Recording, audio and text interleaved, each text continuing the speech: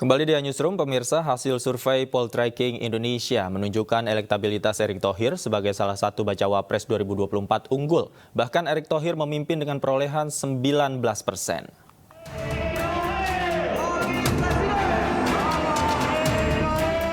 Hasil survei Poltreking Indonesia menunjukkan elektabilitas Erick Thohir sebagai salah satu bacawa pres unggul sejak memasuki tahun politik 2023. Erick Thohir memimpin dengan perolehan 19%.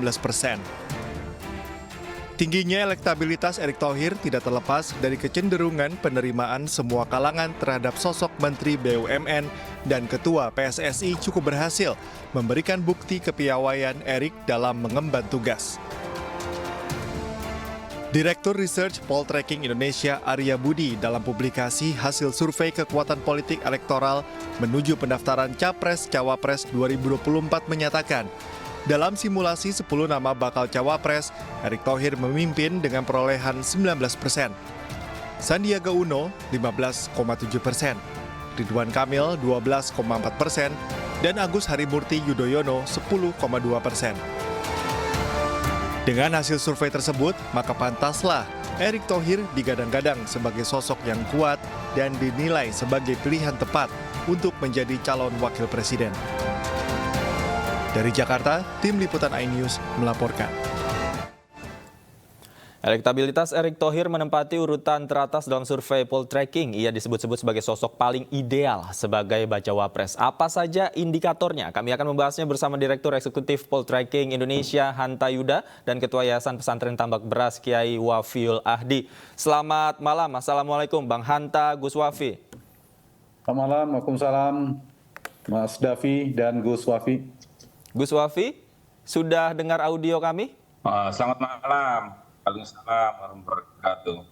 Oke, siap. Saya pertama ke Bang Hanta terlebih dahulu. Bang Hanta, bisa dijelaskan Bang apa saja yang menjadikan elektabilitas Erick Thohir ini berada di puncak? Seperti jelas. Apa? Ya, kami Poltreking Indonesia, Davi melakukan survei secara berkala. Terakhir yang kami publish adalah survei bulan lalu September, masih baru. Untuk simulasi Capres maupun Cawapres. Di Cawapres memang konsisten sejak tahun 2023 itu Pak Erick Thohir memimpin unggul ya di beberapa nama. Kemudian yang kedua adalah Pak Sandiaga Uno dan Ridwan Kamil itu bergantian posisinya. Baru ada nama-nama lain seperti AHY, kemudian Pak Mahfud, Khofifah dan sebagainya. Nah, yang menarik dari figur Pak Erick Thohir ini memang ada beberapa faktor ya, aspek yang membuat Pak Erick Thohir cukup kuat selain dari aspek sosialisasi beliau cukup tinggi ya di berbagai macam posisi strategis beliau sebagai Menteri BUMN itu sejak awal. Yang kedua, kita tahu beliau juga bagian dari NU belakangan cukup kuat, pernah menjadi ketua selain Banser NU anggota kehormatan, juga beliau pernah menjadi ketua penitia ya 1 abad NU. Kemudian juga Pak Erick Thohir ini kita tahu dikenal oleh publik kalau kita rekam dari media maupun dari survei itu terasosiasi kuat bagian dari kedekatan dengan Pak Jokowi, menteri yang dekat dengan Jokowi. Dan kalau dibaca hasil survei juga masuk pada menteri yang berkinerja berprestasi baik dalam persepsi publik. Ada Pak Prabowo, Pak Erick Thohir, kemudian Pak Sandiaga Uno dan lain sebagainya, Pak Mahfud dan seterusnya. Itu juga. Nah, ditambah ada satu lagi faktor beliau sebagai Ketua Umum PSSI belakangan yang dianggap cukup positif, tidak hanya di Poltreking yang mengukur itu, tapi beberapa lembaga survei kredibel itu merekam bahwa kepuasan publik terhadap kinerja Pak Erick Thohir sebagai Ketua Umum PSSI juga cukup tinggi atas prestasinya memperbaiki sepak bola Indonesia dan seterusnya. Itu beberapa variabel aspek kualitatif yang menyebabkan paling tidak mendorong mengapa elektabilitas Pak Erick Thohir cukup kuat. Nah, yang lain lagi, kalau kita bedah secara profil elektoral, demografi pemilih Indonesia, Pak Erick juga tadi kalau kita lihat yang cukup tinggi itu kan faktor selain elektabilitas secara umum adalah dari Jawa. Kalau kita bedah sedikit lagi dari kewilayahan, Pak Erick Thohir adalah salah satu cawapres yang selalu masuk 3 besar. Kami melakukan survei di Jawa juga, beberapa provinsi, Davi. Di Jawa Tengah misalnya bahkan tertinggi untuk posisi cawapres. yang terasosiasi kuat ke Pak Prabowo maupun ke Mas Ganjar. Di Jawa Timur beliau cukup kuat di survei kami, kemudian ada Bu Kofifa, tentunya ada Pak Mahfud dan Gus Imin di Jawa Timur. Di Jawa Barat nomor 2 setelah Pak Ridwan Kamil, di Banten dan DKI juga beliau masuk di 3 besar. Ditambah lagi tadi seperti saya katakan, kalau kita belah cross tabulasi dari data survei, pemilih NU untuk cawapres juga cukup tinggi. Ke beberapa nanti bisa Gus Wafi ya, selain ke Pak Mahfud, ke Bu Kofifa, ke Pak Erick Thohir juga relatif cukup tinggi. Ditambah terakhir satu lagi adalah pemilih yang mengapresiasi kinerja Pak Jokowi, atau Pak Jokowi kan approval ratingnya cukup tinggi, tingkat kepuasan tinggi. Nah, untuk pilihan pada cawapres Pak Erick Thohir paling tinggi. Kalau kepada capres kan terbelah kepada Pak Ganjar dan kepada Pak Prabowo. Nah, dari berbagai macam aspek inilah yang saya kira menyebabkan Pak Erick memiliki elektabilitas yang relatif unggul ya dibandingkan beberapa nama yang tadi data yang sudah disampaikan Ainus di awal tadi. Jadi multifaktor, mulai dari posisi Menteri BUMN, sepak bola, NU, kedekatan dengan Jokowi, ke basis di kedaerahan dan lain sebagainya tentunya. Oke. Sebelum saya elaborasi satu persatu, saya ingin tanyakan dulu kepada Gus Wafi sebagai representasi dari pesantren, bagaimana Anda melihat sosok Erick Thohir yang lekat atribusinya dengan kalangan NU?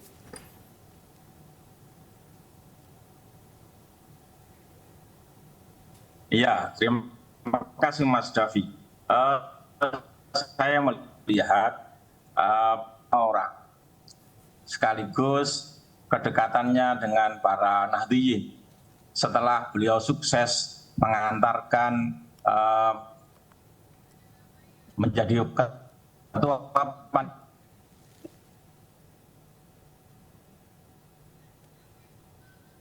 panitia kegiatan sangat sukses sekali dan menjadi dikenal banyak para Nahdliyin, dan itu menjadi nilai positif bagi beliau. Termasuk juga beliau ini tokoh yang energik dan muda, dan saya kira tokoh yang baru. Tidak, nama Pak Erick Thohir ini merupakan nama yang fresh ya bagi kalangan Nahdliyin, masuk di dikenal oleh para Nahdliyin sebagai nama calon pemimpin atau cawapres yang baru dibanding nama-nama yang lain.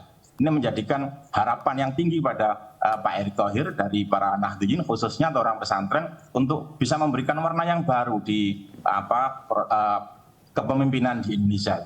Saya kira prestasi-prestasi beliau tadi sudah disampaikan oleh Mas Hanta Yuda. Saya kira sepakat juga bahwasanya prestasi sepak bola, beliau menjadi ketua PSSI ini tidak ada olahraga yang supporternya sebanyak sepak bola.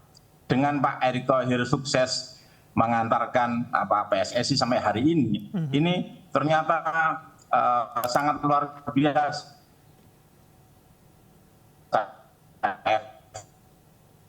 Efek lain itu juga reputasi.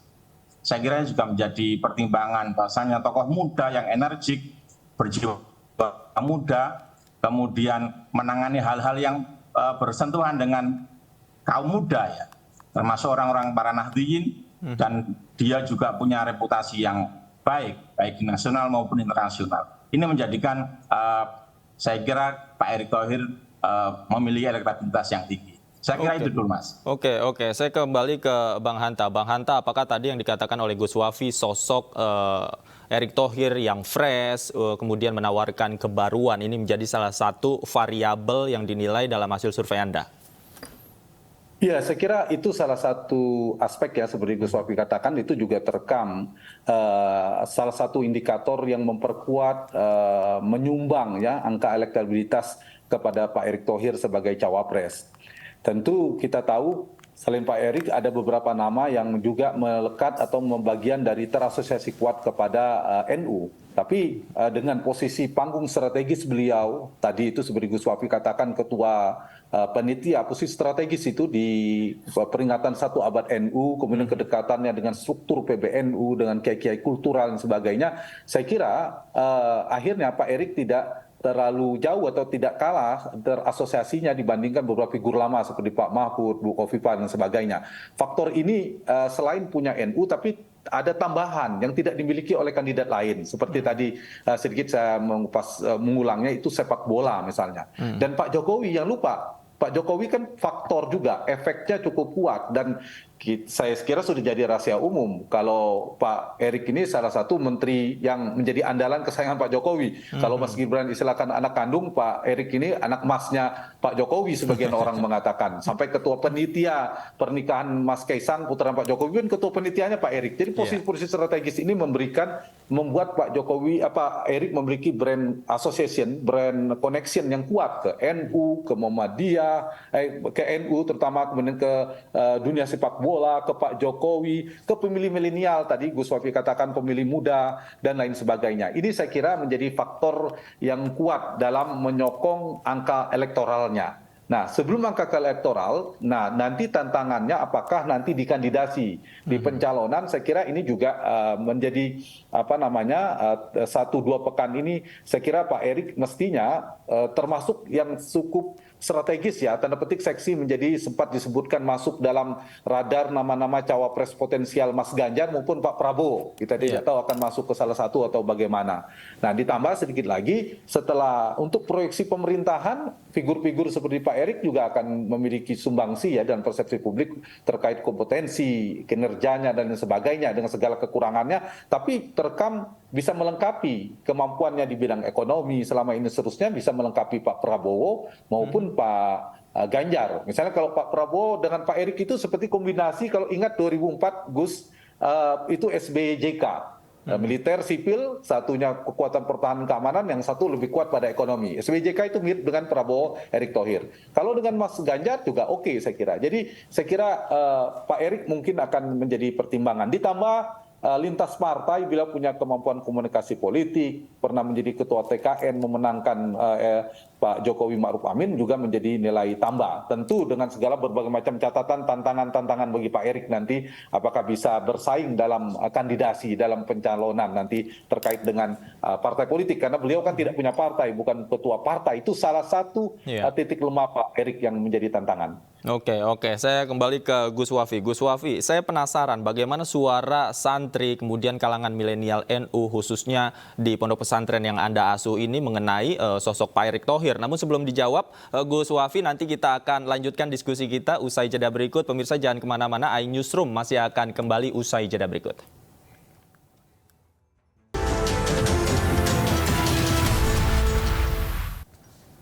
Kembali di Newsroom, pemirsa, saya masih bersama dengan Bang Hanta Yuda dan Gus Wafi. Gus Wafi, tadi saya utang pertanyaan pada Anda, Gus. Bagaimana suara-suara santri di bawah, khususnya yang milenial, ini melihat sosok Erick Thohir, terutama kontribusinya untuk kalangan pesantren, Gus? Iya, saya kira sosoknya Pak Erick Thohir ini sangat menginspirasi banyak para santri.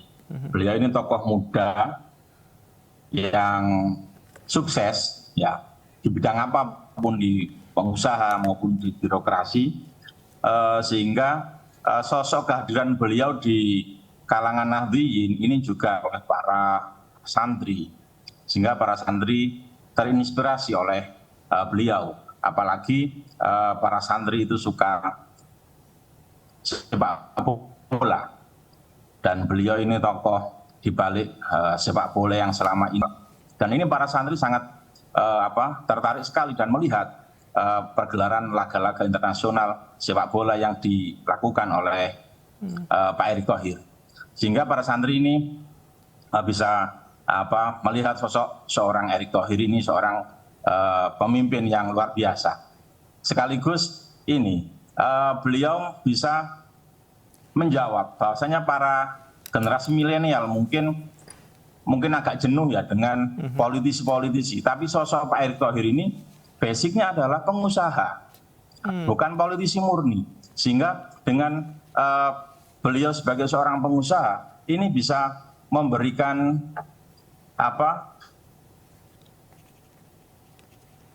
bagi generasi milenial bahwasanya para pengusaha-pengusaha yang masuk di birokrasi ini bisa yakin bisa meningkatkan dan mempertahankan ekonomi yang sudah dibangun oleh Pak Jokowi hari ini.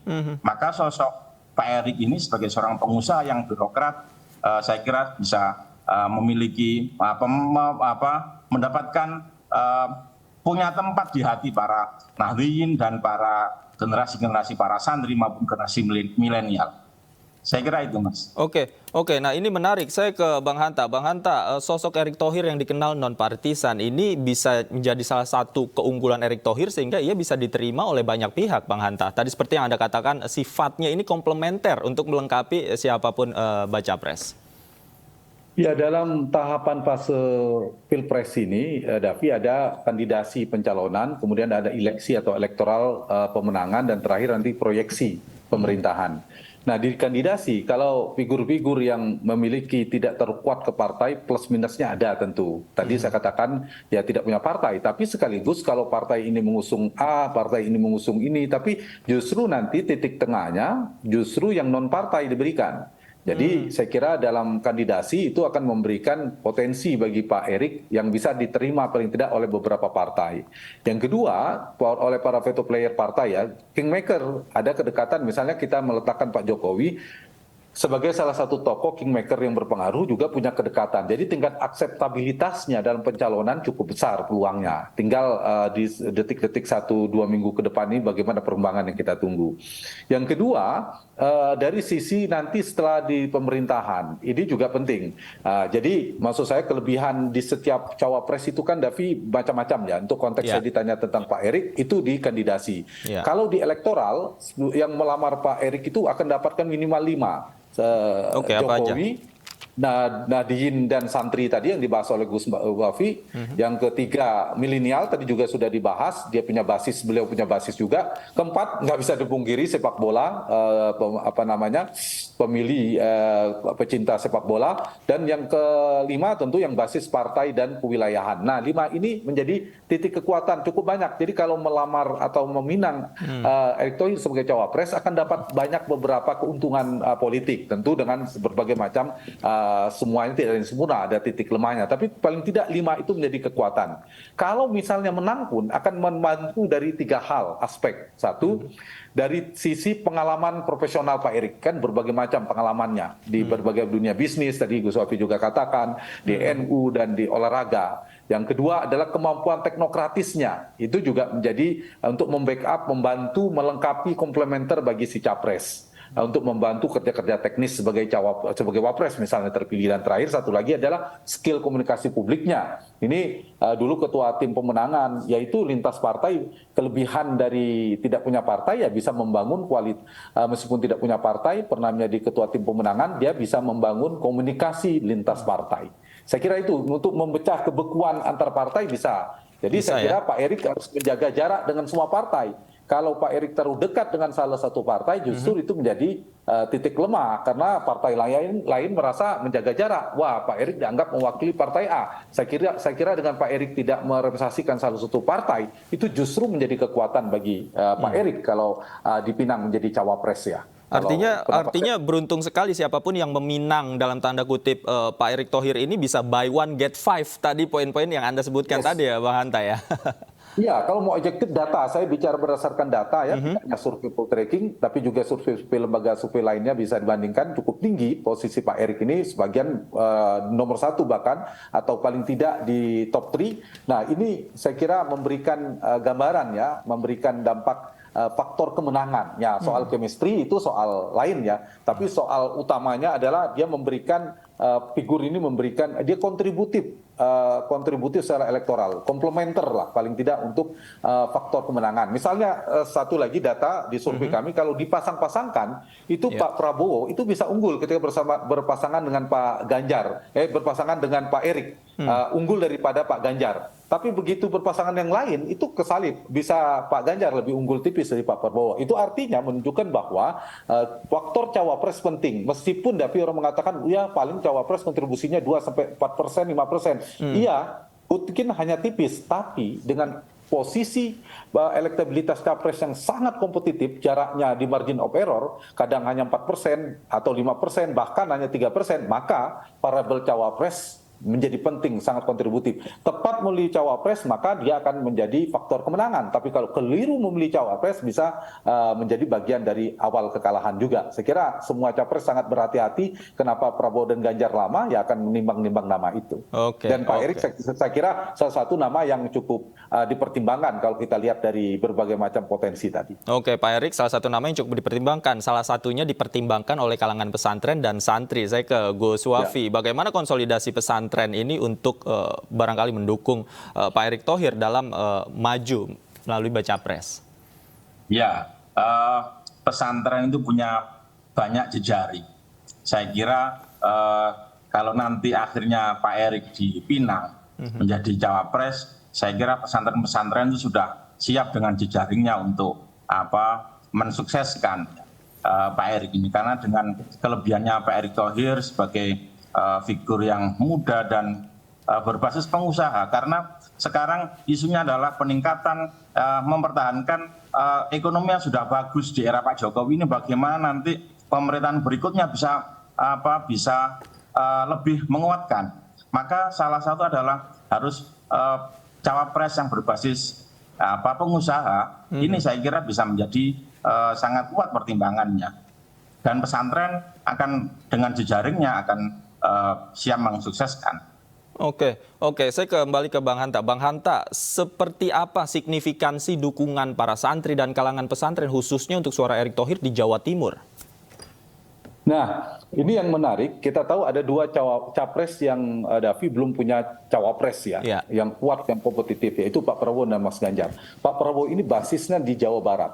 Sementara Pak Ganjar itu di Jawa Tengah. Dan ada 3 lumbung suara elektoral kita, Jawa Barat, Jawa Timur, dan Jawa Tengah.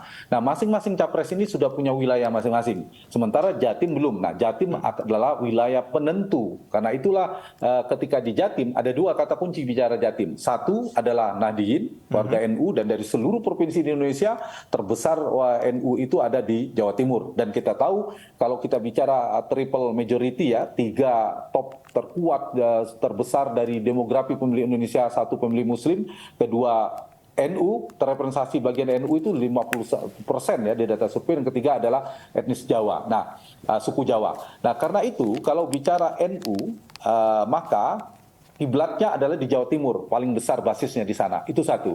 Bicara Jawa Timur, yang kedua jangan lupa, pemilu 2014 dan 2019 itu Pak Jokowi menang. Termasuk terakhir di 2019, Pak Jokowi menangi 65% di Jawa Timur. Artinya ada 2. Bicara Jawa Timur itu NU atau Nahdien, dan yang kedua adalah Jokowi.